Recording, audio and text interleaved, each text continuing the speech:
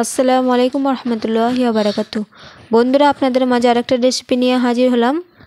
পিঠা বানাবো, আমি কদম ফুলের পিঠা বানাবো। সেই জন্য কুমিরটা আগে বানিয়ে নিচ্ছি আমি। চালের আটা ময়দা মিশানো আছে, এটা আমার 500 গ্রাম মতো নেওয়া হয়েছে। তো আপনারা চাইলে কম বেশি করে নিতে পারেন। তো আমি এর মধ্যে লবণ মাখিয়ে রেখে দিয়েছিলাম আগে থাকতে।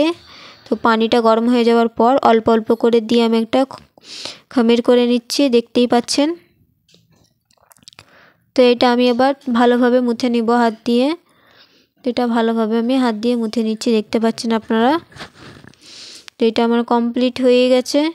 এর মধ্যে আমি অল্প একটুখানি নিয়ে ভালোভাবে একটু ডিজাইন করে নিব। এর মধ্যে পুরটা আমি ভরবো, যেহেতু নারকেলের পুরটা ভরবো, সেই কারণে নারকেলটা আমি আগে থাকতেই গুড় দিয়ে বানিয়ে রেডি করে কমপ্লিট করে নিয়েছি। ওটা আমার দেখানো হয়নি ভিডিওতে।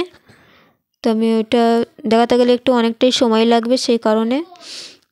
তো এর মধ্যে আমি পুরটা দিয়ে দিচ্ছি, দেখতে পাচ্ছেন আমার কুমির দিয়ে পুরটা কমপ্লিট হয়ে গেছে। এর মধ্যে অল্প একটু আমি পুরটা দিয়ে বলের আকারে এটা আমি শেপ দিয়ে নিব। সব ভালোভাবে মুড়ে নিব, নিয়ে বলের মতন আকারে আমি শেপ দিয়ে নেব, দেখিয়ে দিচ্ছি আপনাদের করাকে।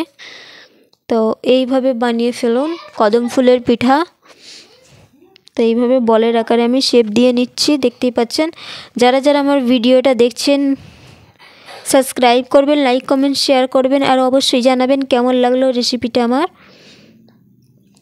তো আমি আরেকটা দেখিয়ে দিচ্ছি, দেখতে পাচ্ছেন। তো এইভাবে আমি বানিয়ে নিচ্ছি, এইভাবে একটু গোল করে এর ভিতরে আমি পুরটা ভরে দিব, দেখিয়ে দিচ্ছি আপনাদের করাকে।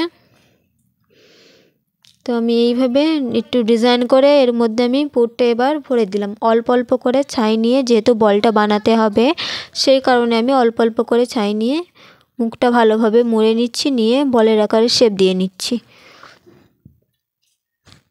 কদম ফুলের পিঠা খেতে দেখতেও যেমনটা ভালো লাগে, খেতেও সেরকম ভালো লাগে, খুবই সুন্দর লাগে। তো এইভাবে আমি কমপ্লিট করে নিচ্ছি বাকিগুলো। তো এর মধ্যে আমি চাল দিয়ে দিব। চালটা আমি আধা ঘন্টা মতন ভিজু দিয়ে রেখে দিয়েছিলাম। অবশ্যই এটা বাসমতি চাল নেবে, যেই চালের বিরিয়ানি হয় সেই চালটা অবশ্যই নিবে, না হলে ভালোভাবে জিনিসটা হবে না আর দেখতে অতটা সুন্দর লাগবে না। সেই কারণে আমি বিরিয়ানির চালটা ইউজ করছি এর মধ্যে। তো এইভাবে আমি সব ভালোভাবে চিপে চিপে এর গায়ে লাগিয়ে নিব, যাতে ভালোভাবে ভেপে যায়। তো চিপে চিপে আমি চালগুলো বলের গায়ে লাগিয়ে নিচ্ছি, দেখতে পাচ্ছেন। তো এইভাবে আমি বাকিগুলো কমপ্লিট করে ফেলাম, দেখিয়ে দিলাম আপনাদেরকে। দেখেন দেখতে কত সুন্দরই লাগছে এমনিতেই এখন। তো আমি এটা ভাপিয়ে নিব এটা। তো আমি এটা একটা একটা করে সব এর মধ্যে দিয়ে দিলাম। আগে থাকতে আমি পানি গরম বসিয়ে দিয়েছিলাম চুলাতে। তো পানি গরমটা হয়েই গেছে, ওর মধ্যে বসিয়ে দিলাম এটা।